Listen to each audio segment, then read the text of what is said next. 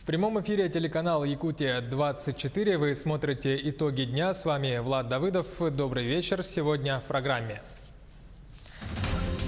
Паводок все ближе. В Ленске завершили зачернение льда, а в Тулаги-на-Кильдямцах подготовили места для отгона скота.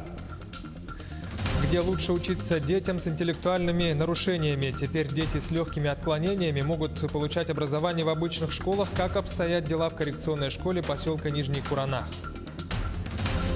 Наше кино на большой арене. Якутский фильм «Царь-птица» показали на Московском международном кинофестивале. Как оценили картину зрители и эксперты?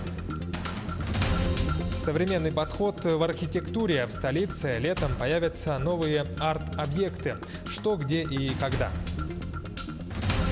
Олимпийский вид спорта под землей. В Якутске открыли необычную площадку для керлинга прямо в царстве вечной мерзлоты. Айболиты нашего времени. Волонтеры Якутска занимаются оказанием первой медпомощи бездомным животным. Спрос оказался высоким, пациентов десятки в день.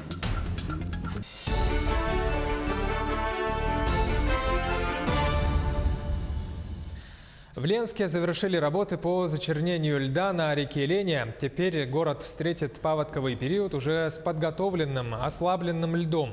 Работы длились около 3 недель. Чернение провели в тех районах, где постоянно образовывались заторы.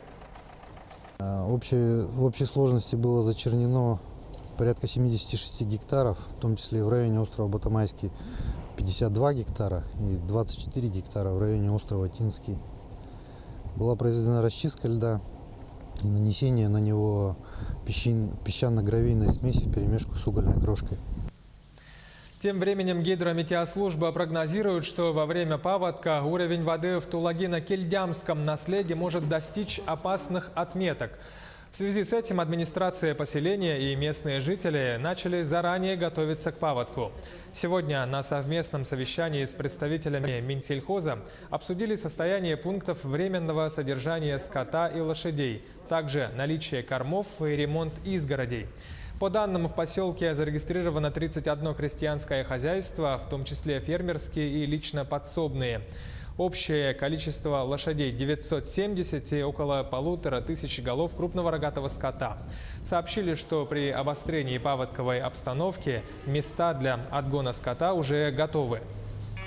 Пункт по размещению скота находится в районе радиоцентра и вместимость около 500 крупных рогатого скота. В прошлом году из резервного фонда главы города было выделено около 150 тысяч.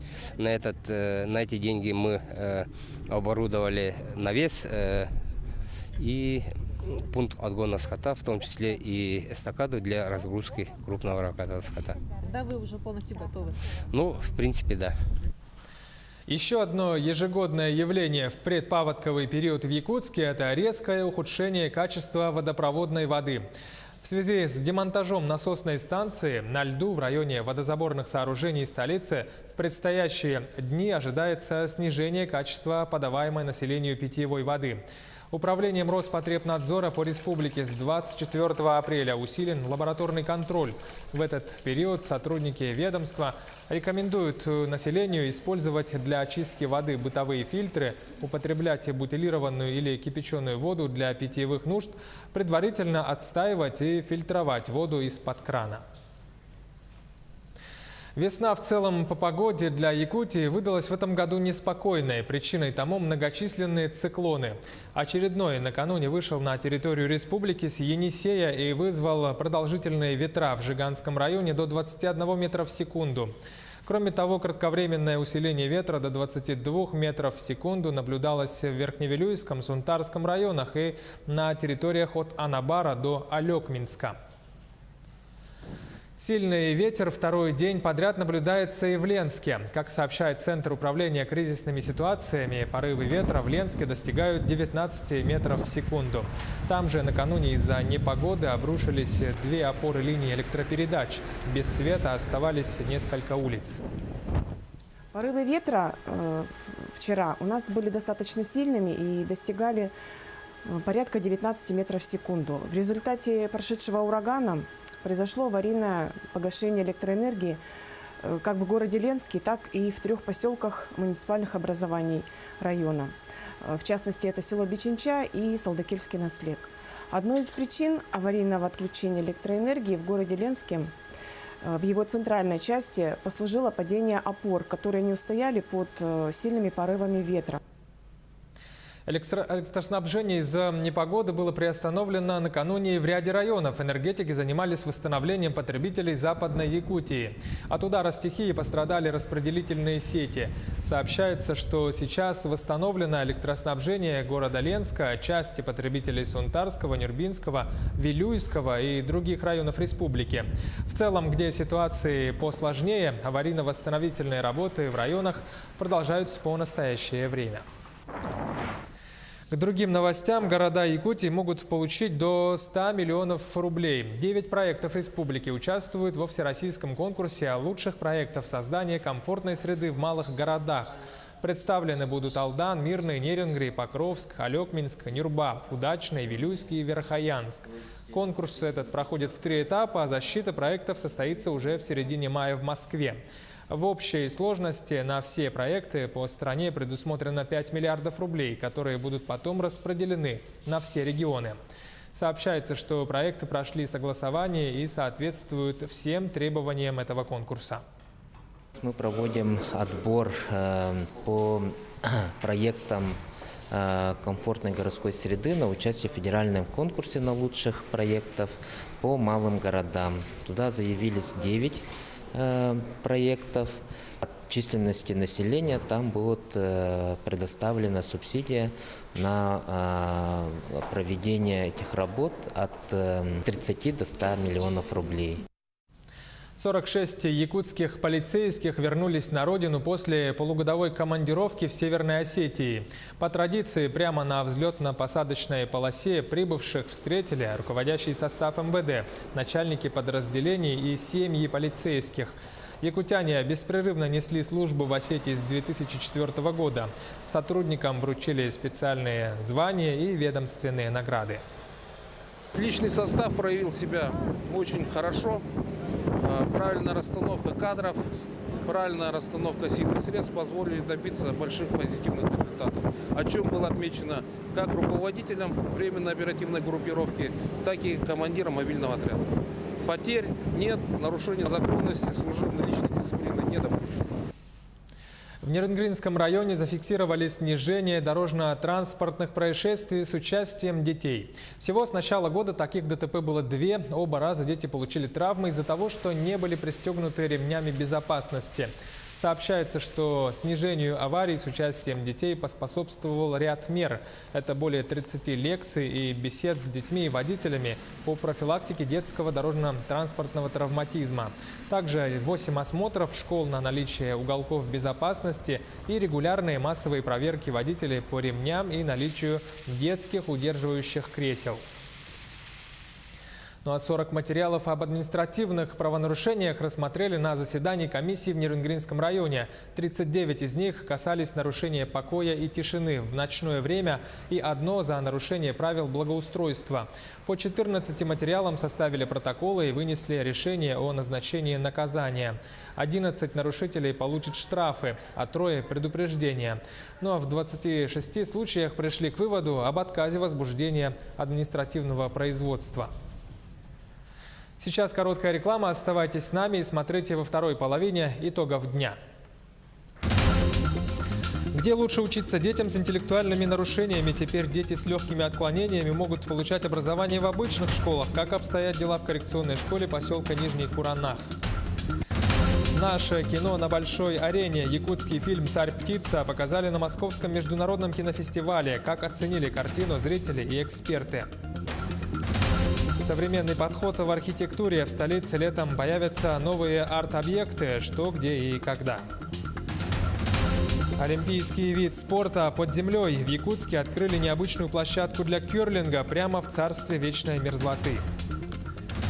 Айболиты нашего времени. Волонтеры Якутска занимаются оказанием первой медпомощи бездомным животным. Спрос оказался высоким, пациентов десятки в день.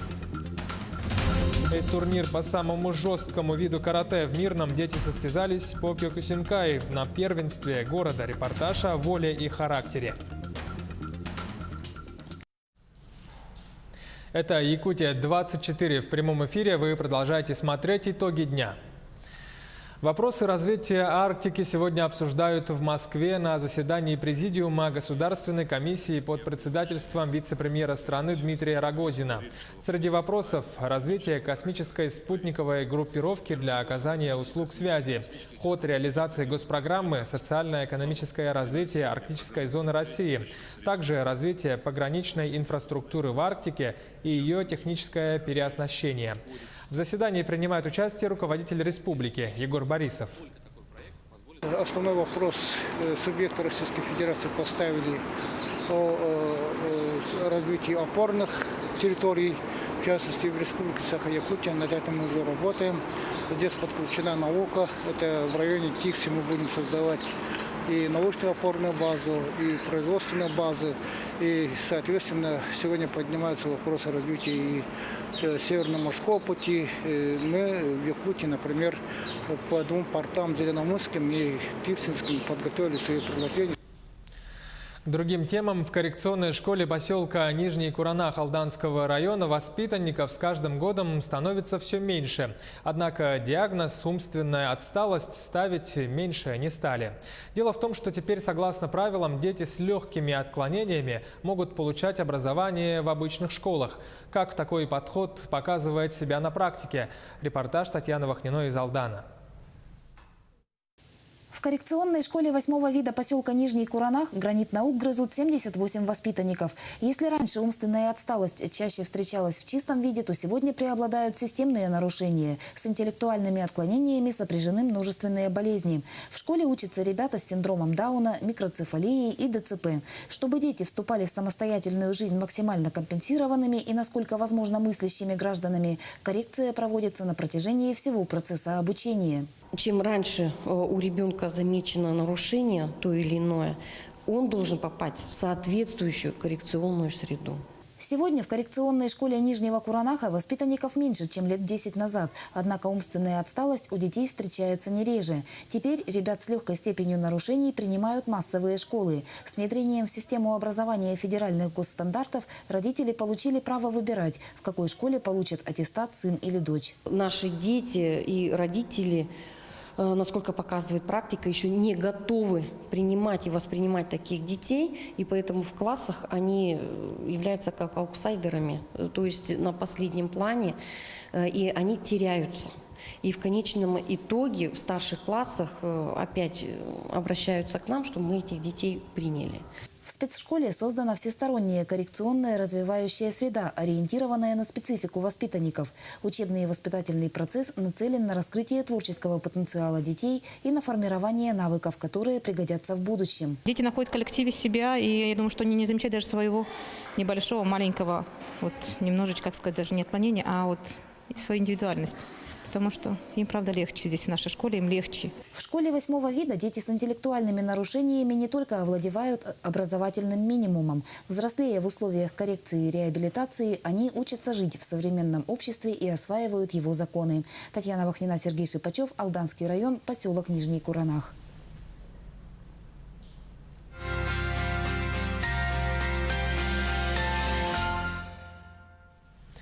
Вопросы трудоустройства молодежи обсудили в Нерюнгринском районе. После провели очередную ярмарку вакансий.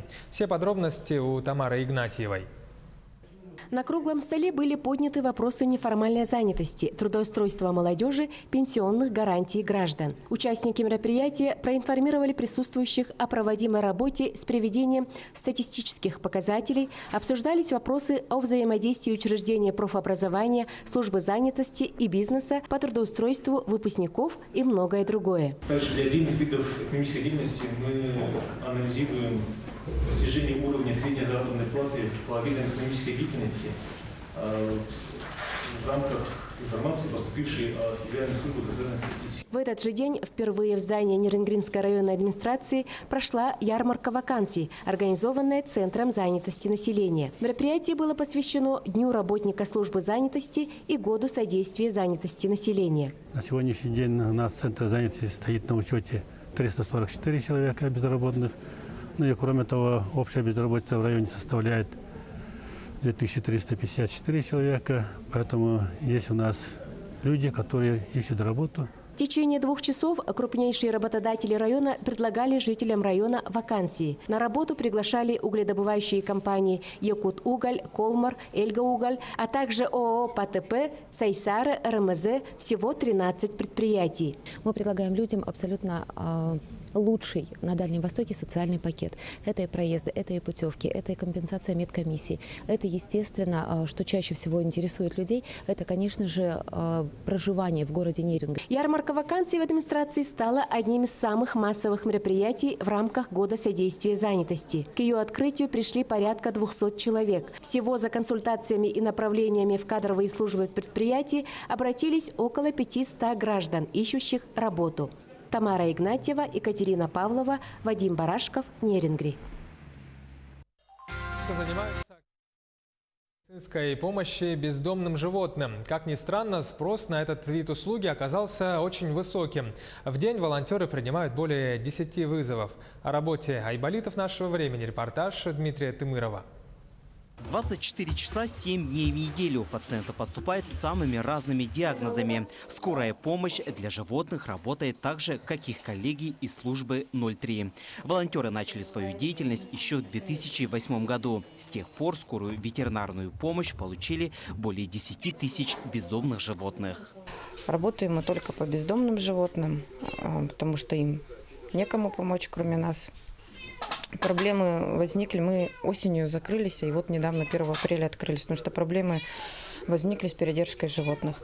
Каждый поступивший звонок волонтера обрабатывает сразу. Сигналов о помощи поступает в день по 10-12. Вызов поступил, нужно приехать.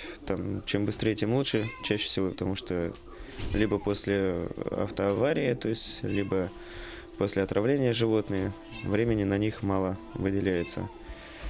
Приезжаем, быстрый осмотр на месте повреждений, ну и доставка сюда, в ветеринарную станцию.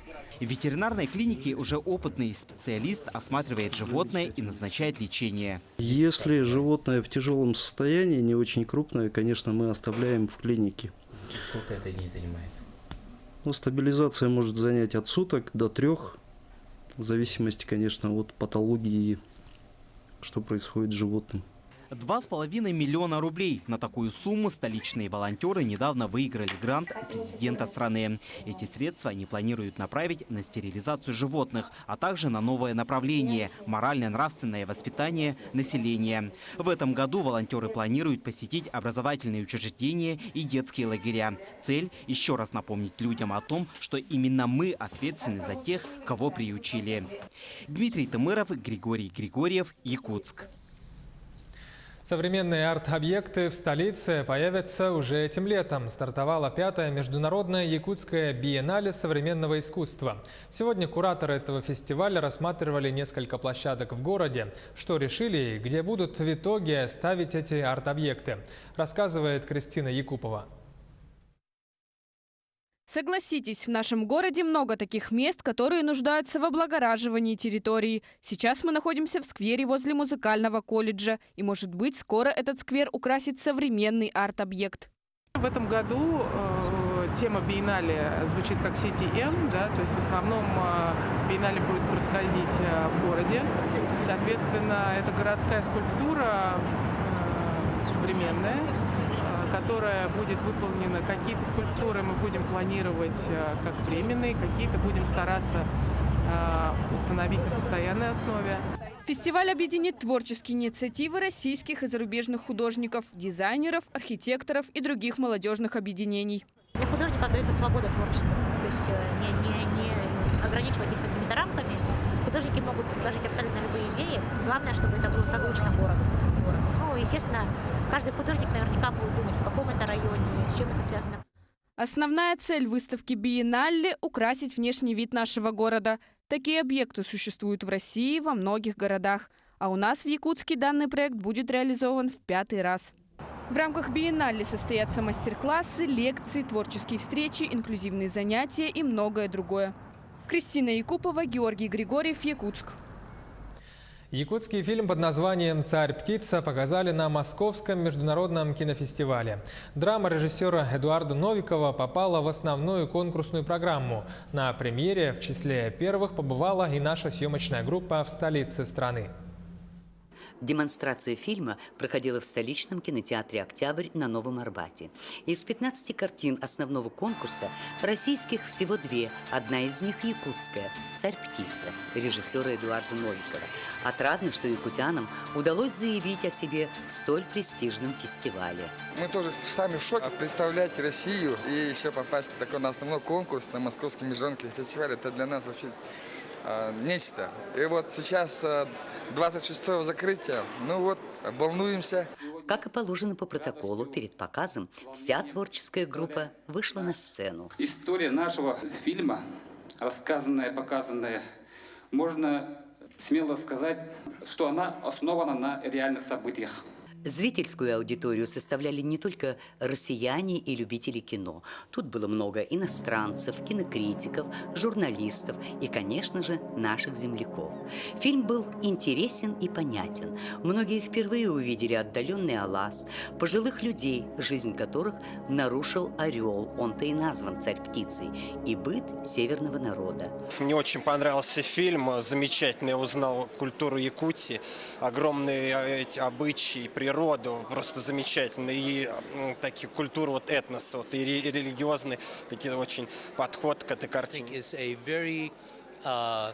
Я подошел к просмотру этого фильма с научной точки зрения. Тут своеобразный животный мир, необычный географический пейзаж, интересно выстроены взаимоотношения между царь-птицей и 2 пожилыми людьми. Мне это очень понравилось. Этот ритм, он так захватывает, эта энергия. То есть забываешь обо всех привычках московского человека, который природу воспринимает такой картинкой отстраненной. Все нервы обнажаются, чувствуешь себя внутри. Понимаешь, что человек, который живет в этих условиях, он вписывается в природу и все. И он уже никуда не денется, он уже привязан всеми нитками, всеми нервами привязан. Мы делали то, что режиссер просил, требовал, и все. Волнуюсь, конечно, но что-то 2 дня я уже на небе.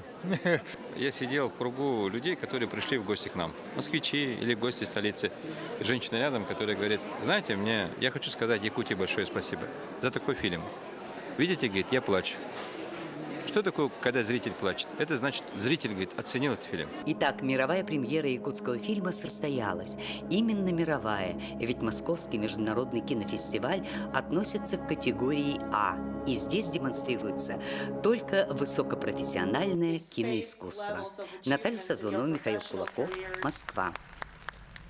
Российский путешественник, писатель, основатель Академии вольных путешествий Антон Кротов начал свой вояж по Якутии из города Нерюнгри. В ходе встречи гость поведал о своих увлекательных приключениях, а также о тонкостях путешествий автостопом, о которых он знает не понаслышке. Кроме этого, именитый путешественник презентовал свои книги, в которых подробно описал маршруты и места, где он успел побывать. Надеемся на расширение, увеличение, скажем так, людской доброты и на то, что кого-нибудь, кто хочет путешествовать, эта лекция подтолкнет действительно выехать за окраину Нерюнгри и уехать в Тынду, а дальше весь мир за Тындой. В Мирном состоялось ежегодное открытое первенство города по карате Кёкусинкай. Лучших выявили среди 130 детей в 23 возрастных и весовых категориях. О самом жестком виде карате в сюжете Евгения Тайтонова. Киокушин – это самый жесткий вид карате из всех существующих. Здесь идет бескомпромиссная борьба. Ребята с 12 лет выступают практически без защитного снаряжения. В этом виде спорта нужны набив, сила воли и умение терпеть боль. Карате – это такой вид спорта, не для девушек, я бы сказала, для мужчин, для мальчиков. Когда старше с 12 лет уже дерутся без жилета, а им бьют живот, у них женский пол, и им это маленько слабее, и мне кажется, им это плохо, когда пробивают живот. Поединки проходят сквозь боль и слезы. Голова!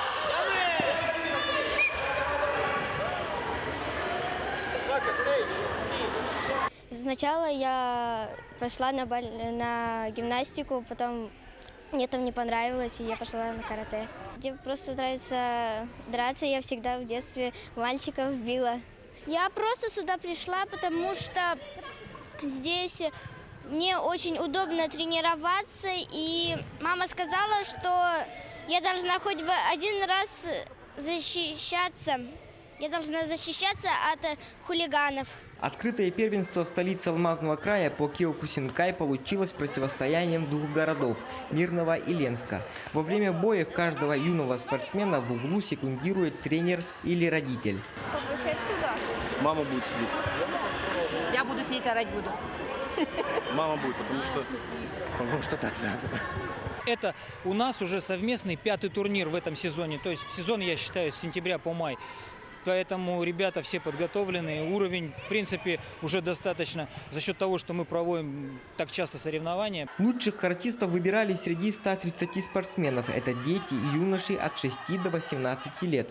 Соревнования стали своего рода подготовкой для сдачи экзаменов на пояса. 4, 5 и 6 мая юные спортсмены покажут все свои способности заслуженному тренеру России, лучшему наставнику десятилетия Роману Исаеву. Евгений Тейтонов, Марьяна Кутукова, Мирный. В Якутске открыли необычную площадку для кёрлинга. Теперь в олимпийский вид спорта можно поиграть под землей, прямо в царстве вечной мерзлоты.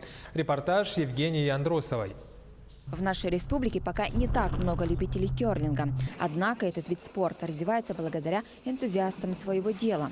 Идея сделать кёрлинговую дорожку в царстве вечной мерзлоты принадлежит скульпторам ледовых фигур. Да, это больше для любителей, эта дорожка, но эта дорожка открывает нам портал возможностей.